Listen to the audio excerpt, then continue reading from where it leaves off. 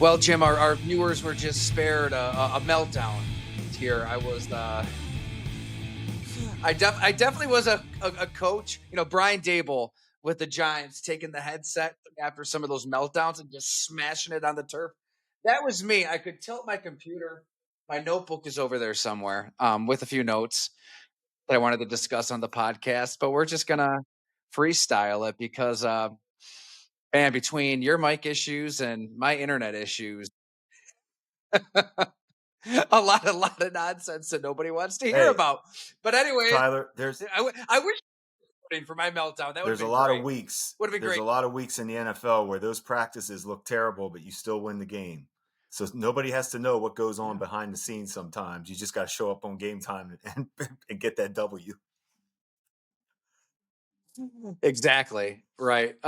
It is funny, by the way, just speaking of things happening behind the scenes and then the messaging at a podium. I was chatting with the Buccaneers assistant GM, Rob McCartney, down there in Tampa a couple weeks ago. Somebody that Doug Whaley was a mentor for him back in his intern days in the scouting department with the Steelers. And I mentioned your epic line on how when you were with the Bills and you guys would draft somebody, you'd get to that microphone and say, "Yeah, we got our guy." Just how the board broke, and he got a kick out of that. He's like, "Yeah, what the hell are we supposed to say up there?" It really is like it's mind numbing to listen. What do you say? I mean, we talked about this. It's Yeah, always the same lines. It's couldn't believe he was there. Got our guy. You know, couldn't believe. Yeah, it's always that. We had him hire. We always stick to the board. Same cliches. But this is the time of year, though. As a GM, you can hide. And I always feel like coaches, this is the totally. time of year where coaches, I feel like they're the ones out there in the press. They're the ones, this is that hard time of year too, when it's everybody's 500, everybody stinks, everybody's tanking for the pick that nobody knows who they're taking, but they're tanking for it.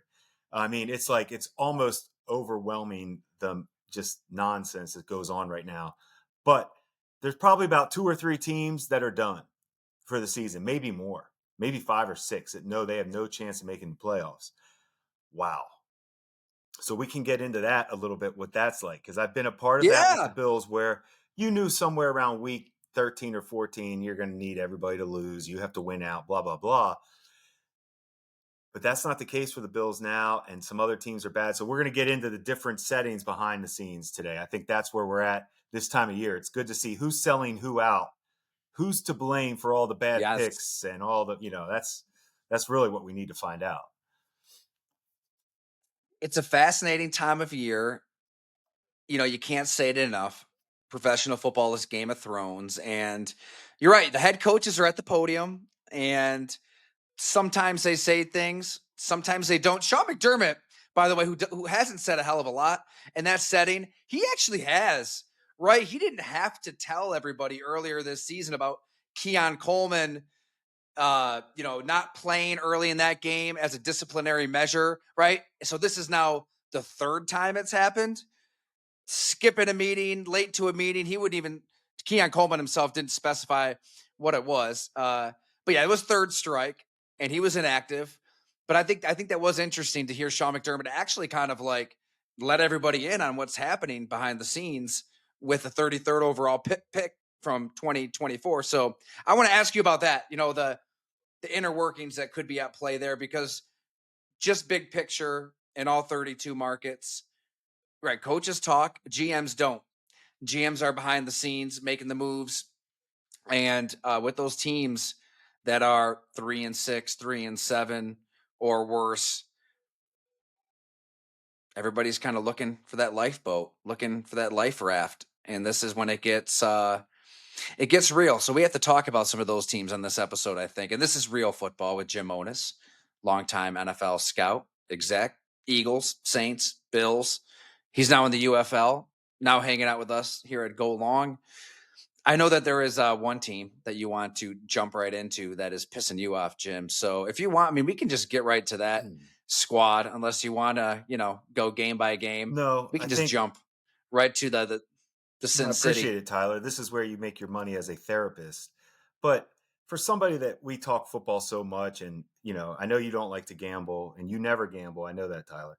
But Uh, Last night, I consider myself, I've always gambled. I consider myself, I know a little bit about football. I actually invested last night in the Las Vegas Raiders. And yes, I did. Yep. Yep. Yep. Yep. Put money on. Oh, yes. Why Exactly. though? Why? So What's the the logic? I don't logic is see talking amazing. The yourself logic is amazing. into Mm-hmm. that team right Mm-hmm. now. Yep. There's not one thing that makes you say you should take the Raiders, other than you see the point spread is at 3.5. How? Like, why is it so low? Not budging off that half point, which in gambling, that half point, you see that 3.5, that's a big point, that half point. So that thing didn't go up to 4. So there wasn't enough money coming in on Dallas. It didn't go down to 3. So I'm thinking, okay, there's even money. There's people taking the Raiders. Why not? I had a good Sunday. I was feeling pretty good about things. So really feeling yourself, say it with your chest. I took Gino and Genti. I went with the worst law And then firm. they made your chest hurt like Ryan Poles watching that Drake May The film. worst law firm in the country is Gino and Genti. I hired them last night and I got zero effort. Now, the part of that problem is that maniac Pete Carroll they have wrestling all the players all the time during warm-ups with his oversized gloves and gum chewing, and it's enough. Pete needs to go home. He could have gone home when he wouldn't let me off the elevator years ago at the combine, but that's okay. We got through that. They were the champs. He can walk in first. Can you For retell that everybody that didn't story? We've know, got a lot of new viewers, listeners. Please. elevator etiquette, I think we all know at the combine especially, but everybody uses the same stuff at the combine. You usually let people off. Pete Carroll and his assistant walked onto the elevator before I got off. Early morning at the combine, we all know we're not feeling the best. Just seemed a little aggressive. But I said, hey, you're the champ, coach. I get it. And you know what? He had a great run. He's a great coach. All the history, that says it for itself. But it's Terrible elevator terrible etiquette. elevator etiquette and worse etiquette. Says everything you need to know about What Pete about his Carroll gum right chewing, there. though? That gum chewing to me on Out the of control. sideline is obnoxious. And that's rude. He wrestles players before. I mean, my wife, who knows nothing about football, I mean, she doesn't know a first down from a second down, can't stand Pete Carroll and the gum chewing. I turned the game on last night and she goes, he's still coaching? And all she knows Pete Carroll for is how he chews gum on a sideline. That's it. That's it. That says it. That's perfect. That backs up everything. But I laugh because you in golf, when everybody golfs, all the meatballs, that we all go. Everybody leaves their wives. Hey, I'm going to golf with my friends.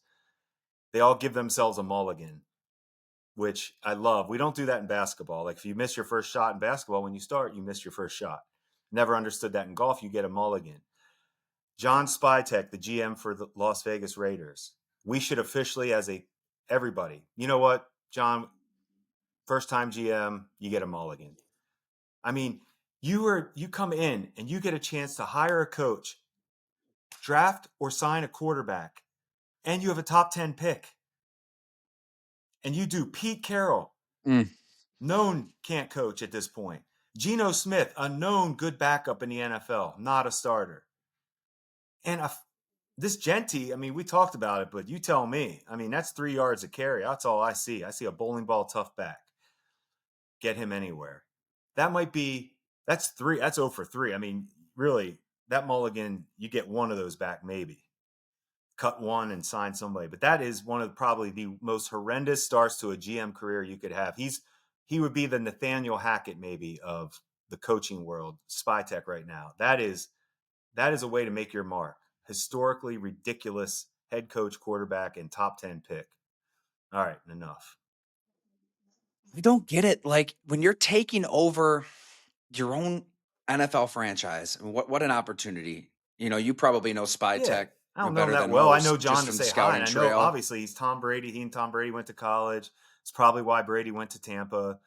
Spytek got him there with Jason Light, who drafted Right. him, was part of the Patriots staff when Brady was drafted. But I think Spytek being on that staff helped convince Brady to get out of there.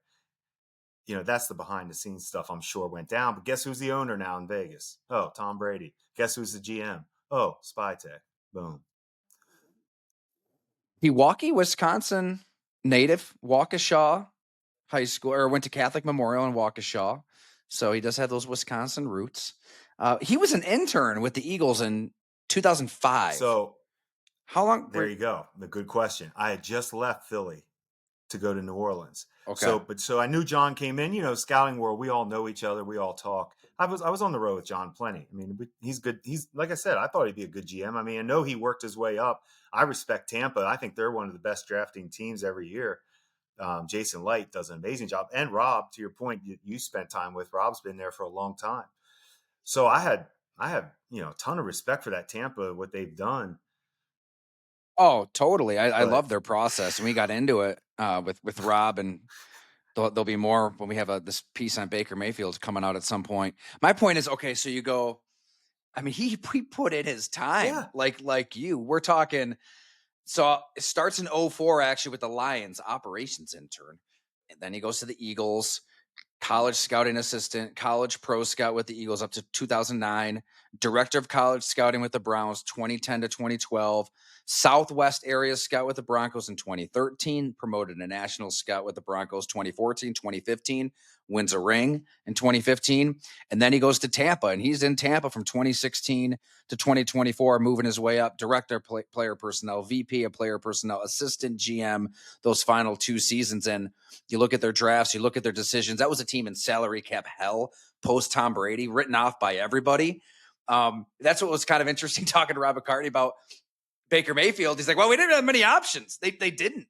And it was kind of luck and opportunity met where you bring in Baker on the cheap. He's looking to resurrect his career, competing with Kyle Trask. And, now they're a perennial playoff team. My point is this, and it's more of a question for you, Jim. You put in that kind of time, year to year, team to team, you're able to just construct in your mind what you want your team to look like one day. What compels you to hire the oldest coach in NFL history? That's Pete Carroll. No, nobody's been this old on a sideline than Pete Carroll. I don't know. And then to rush into Geno Smith, which, hey, guilty as charged. Like I remember praising the move. It seemed like he had a little juice in that arm, but I would think of John Spytek knows more than me down those lines, like you. But Carol, like what compels you to? All right, we're gonna build from the ground up because you're not winning a Super Bowl anytime soon with Patrick Mahomes in that division, with Sean Payton and the Broncos, John Harbaugh and the Chargers. If I'm the Raiders, I'm playing a different game. Like I'm not trying to play in the same arena as these other three teams. I'm not trying to win in 2025. I'm doing whatever I can to win in 2026, 27, 28. And everything was just kind of like thrown together in one off season. We're going for it. I don't get it. I I'm with you. There's so many questions I would have. The first to spy tech would be, what was your list? Like, what was your, obviously when you're getting interviewed, it's what's the game plan? How are we going to turn this thing around? We had to do that with the Pagulas. After that season, before we hired Sean, they were really deciding if they wanted to keep Doug Whaley and myself to see if we had a plan. I think once they saw that we had a plan in place, it was structured. We had a plan. It actually worked out, not for us, but we got a good coach, and we ended up getting the ammo we wanted for that next draft. And the game plan was correct. And I think it gave the Pagulas confidence to at least let us be a part of hiring Sean. Um, this one is, to me, just seems like Spytek and Brady were like, let's get a veteran coach, maybe your first time GM. There's no quarterbacks on like Brady. You would think Spytek comes like, Geno's weakness is mental decision making. We know he has a good arm. He's had a good arm at West Virginia. There's a reason he's never been a good starter. He makes terrible decisions. He's not always accurate, and you can't win with that. That's simple. That's been laid out. So to think you're going to change it, that's crazy. And then top 10 and a deep running back draft. Obviously, it's a good running back draft. You took Genty, who looks like a dime a dozen. Now, here I am, lesson learned. We traded up for Sammy Watkins. And Tyler, I've said it on this show, that was not a good decision. Terry Pagula said it was the wrong decision when he took over as owner to us. And he was correct.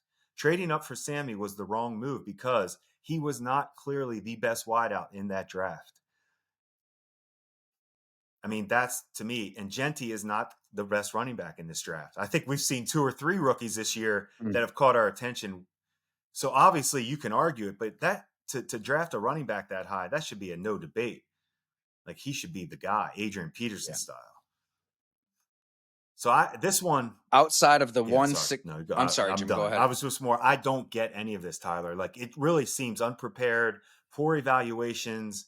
Um, that's what it is. I mean, at the end of the day, who's at fault? It won't matter. Pete Carroll will be the fall guy, almost like David Culley in Houston. Remember that? How they just did Culley like that? They may have done Pete Carroll Yeah, like this. He might Pete Carroll and David Culley. it's gonna get PKJ Collied. Culley.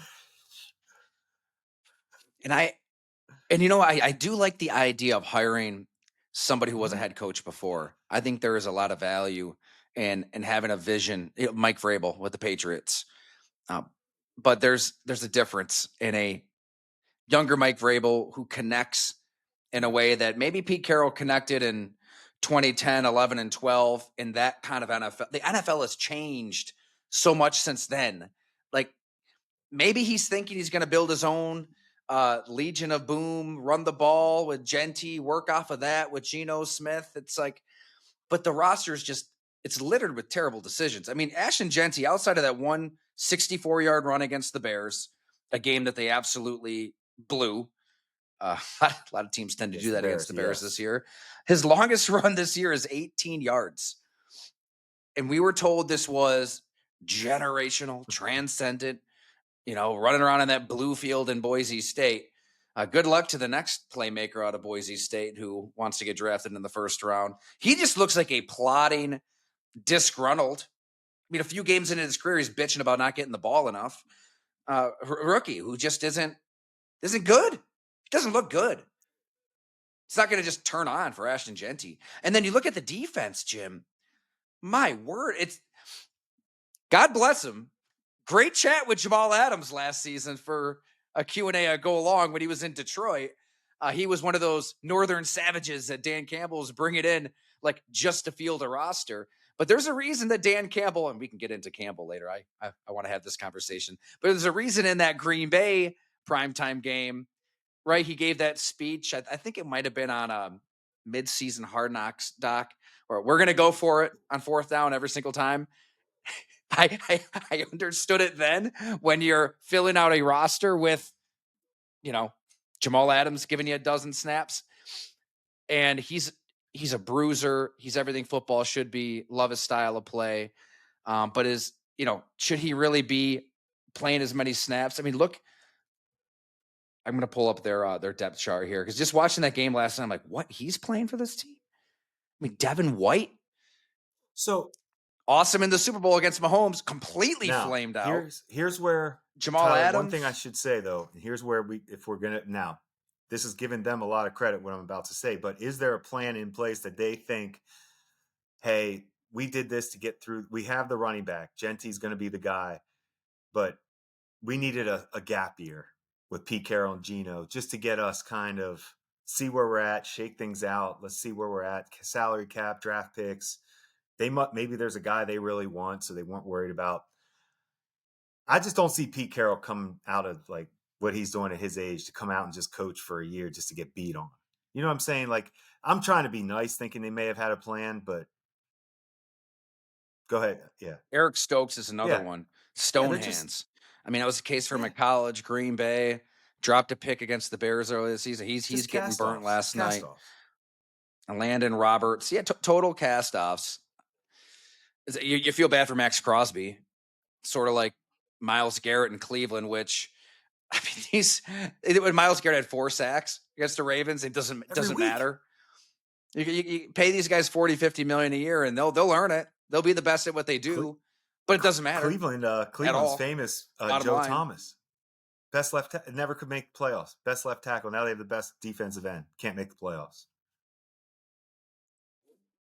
So it really does come down to the quarterback That's it. evaluation of Yeah, Geno Smith. I mean, John Schneider, we gave him his flowers a couple pods ago for good reason.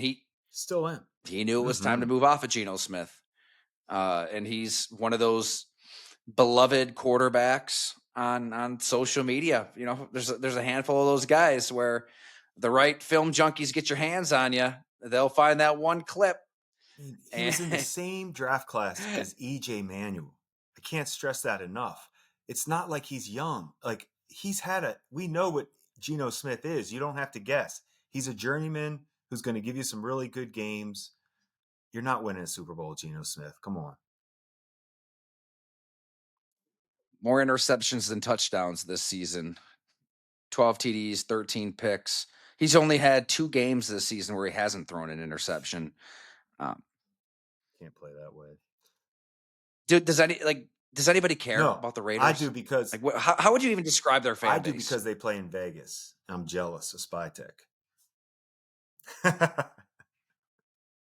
You're telling me that you'd rather live in Vegas than Western New York, GM, Jim? I would have to think GM for the Vegas Raiders would be. I'd feel pretty good about that one. Yeah, I get it. You had to get this amazing promotion to be Doug Whaley's right hand man in Buffalo, but then you get up here, it's kind of like it's cold. I'm inheriting EJ Manuel. I had what grade did you have on him back To with be the honest, I was Saints? probably wrong on that. I probably had a third or fourth round grade on him as a back. I thought he'd be a good backup. I still can't believe he's not a number Yeah. 2. How could he not be Jacoby Brissett? Now, EJ was smart. I Point. mean, EJ was built to me coming out. He should have been a definite number 2. He eventually would have get his chance to start. Could he do it? We'll see if he, but he never evolved enough with our team. We talked about that. And we were nice, and EJ was nice enough to do that pod with us. And that was He a was long time great. ago. And I remember I told him he had no chance of starting, and he appreciated that because it was like those guys go through it. But I thought for sure on that pod, that's what made me say it. Thought for sure he would be a backup forever in the NFL as long as he wanted. So I have an OG subscriber. He wanted me to ask you this, Jim, because it could be connected to what we see with Keon Coleman. Because up until that benching, Keon Coleman was playing a ton. Like Sean McDermott was giving him a lot of snaps, even though it was clear the head coach was getting pretty fed up with his play, with his work ethic, and for good reason.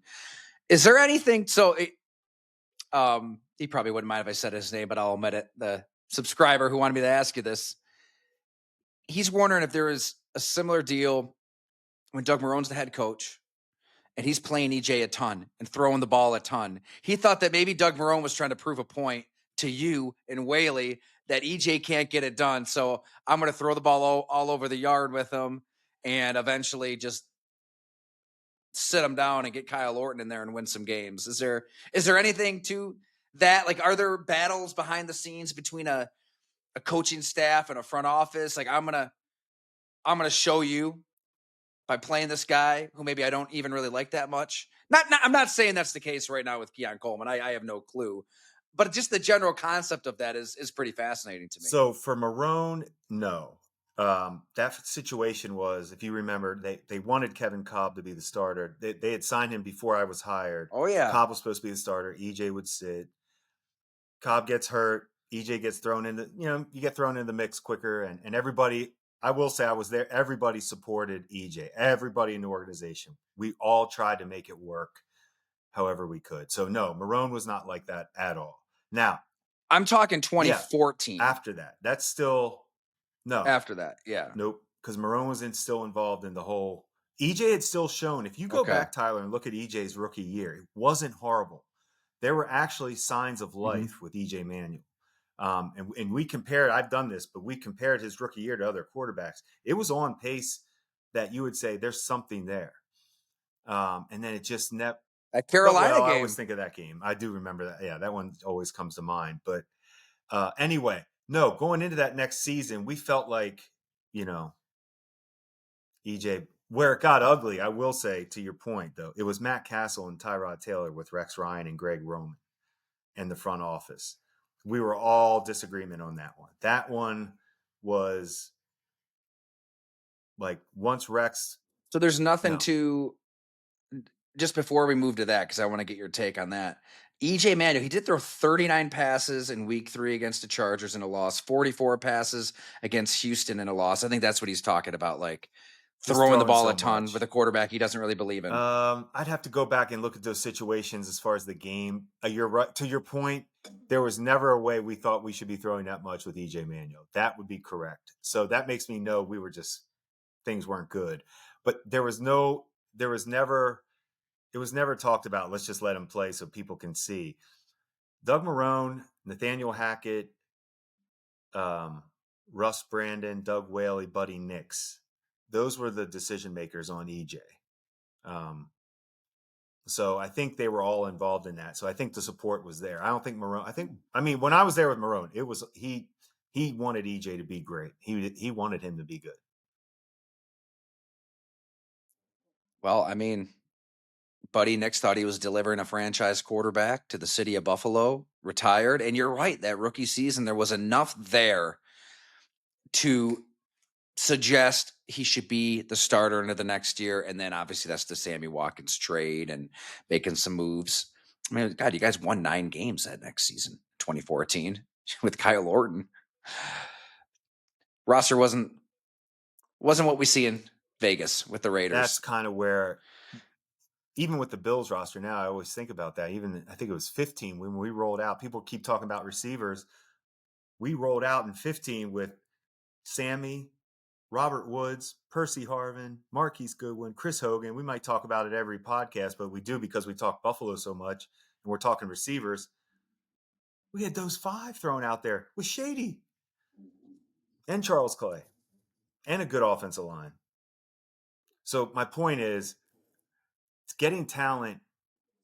It's frustrating when you feel like you can find talent. That's something I think I've always felt confident in myself in doing.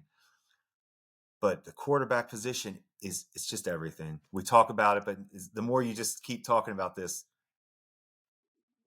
Carolina's stuck in the mud. Bryce Young goes out and does that to Atlanta after that garbage he's put out there 2 weeks ago. I'm still out on him. I think that was fake because I think Atlanta stinks. But anyway, You don't want to take over the Bryce Young fan club. Almost threw for 500 yards. they're not going to do it with him. Let's Yeah, stay yeah, on yeah, those yeah. Bills Yeah. because we made that the focus Mm-hmm. of last week. But that's it. I mean, that's the takeaway. You said it on episode 2 of Real Football. It's time. It is time to just push the chips in and say, okay, no more handoff, Josh Allen. No more stepping out of bounds, sliding, calling plays to keep him out of harm's way. We need full psycho Josh Allen now.